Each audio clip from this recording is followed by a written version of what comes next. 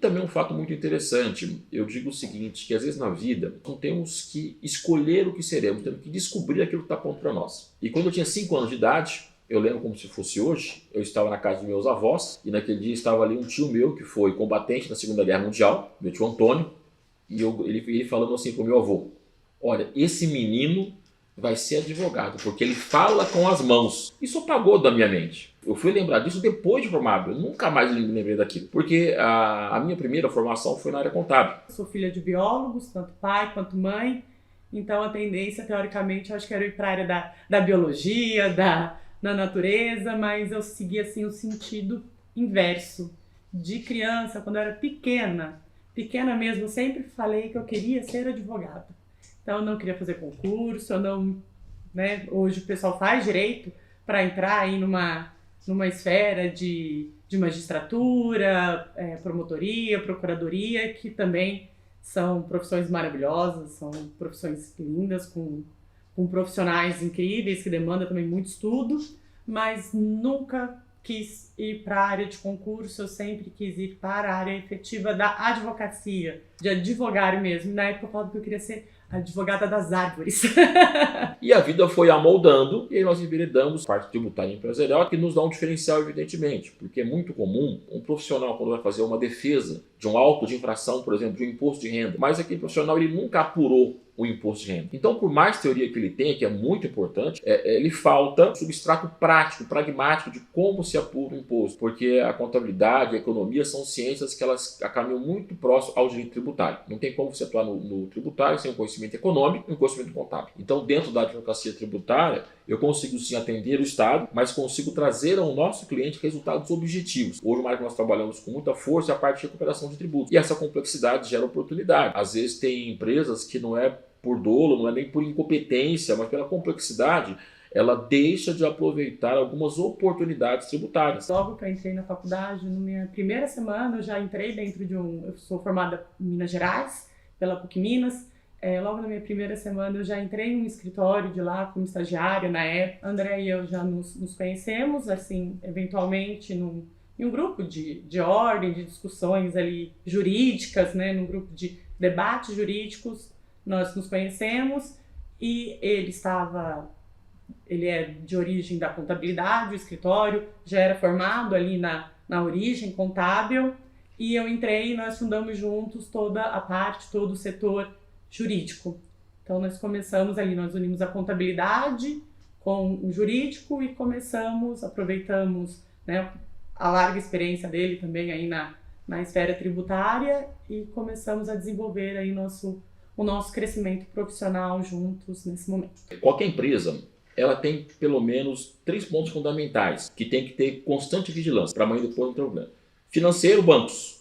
Quanto ela paga de juros, mercado financeiro. Outro ponto, impostos. E outro ponto, pessoas, que aqui fornecedores, clientes, empregados. Então, quando se faz uma gestão eficaz, nós temos um bom gerente financeiro. Só para lembrar um detalhe importantíssimo. No Brasil, a carga tributária é em torno de 33% do PIB. Então, estamos dizendo que o governo, de forma bem simplória aqui, tá?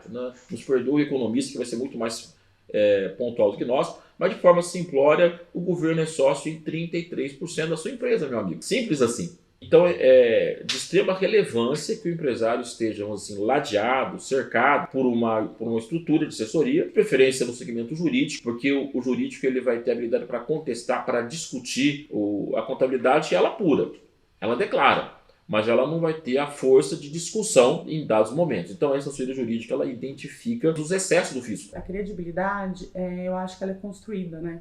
Eu acho que nós construímos isso há longos anos, construímos isso com propósito, com atendimento e com técnica.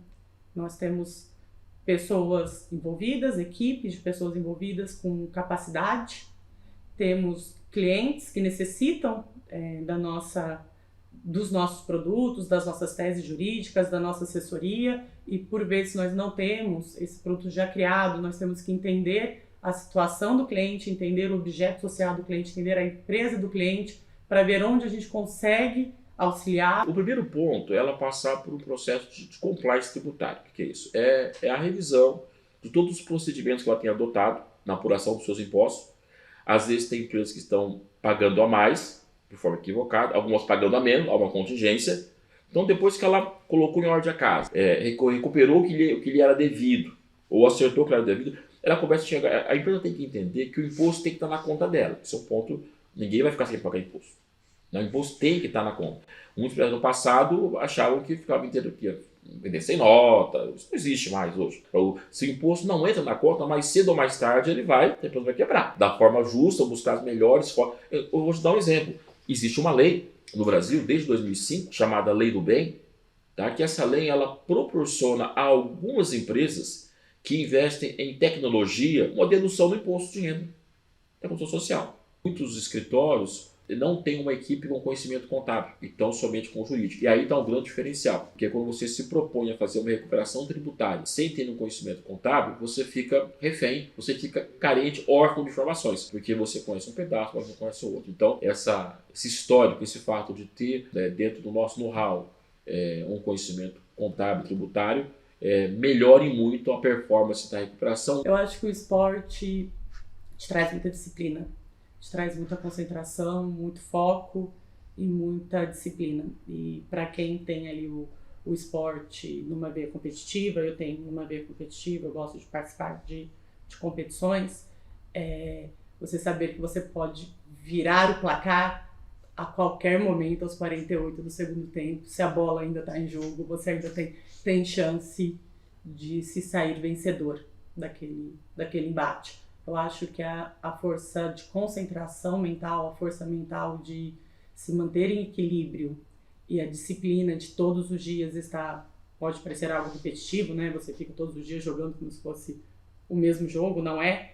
Mas a disciplina e a sua força mental, a sua autodisciplina mental também, eu acho que são fatores extremamente determinantes. Nós sempre procuramos trazer aos nossos clientes oportunidades. Nós, assim, a priori, nós nunca focamos em massa, mas em questões qualitativas e não quantitativas. Estamos sempre buscando oportunidade diferenciada para os nossos clientes. Trazer o cliente para ser próximo de você, fazer com que ele se sinta à vontade para abrir o negócio dele efetivamente para você. Então, não tem como você ser meio advogado. Você tem que ser advogado, você tem que ser parceiro, você tem que ser amigo, você tem que entender a empresa, você tem que entender os sonhos, os objetivos do cliente que está ali, o que ele quer para o futuro dele também, o que ele espera do futuro dele, o que ele espera que você mude também, auxilie ele no futuro dele, o objetivo final dele, a missão dele. Eu acho que são fatores que dão diferença ao final. A pessoa tem que saber o que você fez. Não basta apenas você ser bom. Ser bom é uma obrigação, porque as pessoas elas não se preocupam com quanto você tem de conhecimento, mas o quanto você se importa com elas.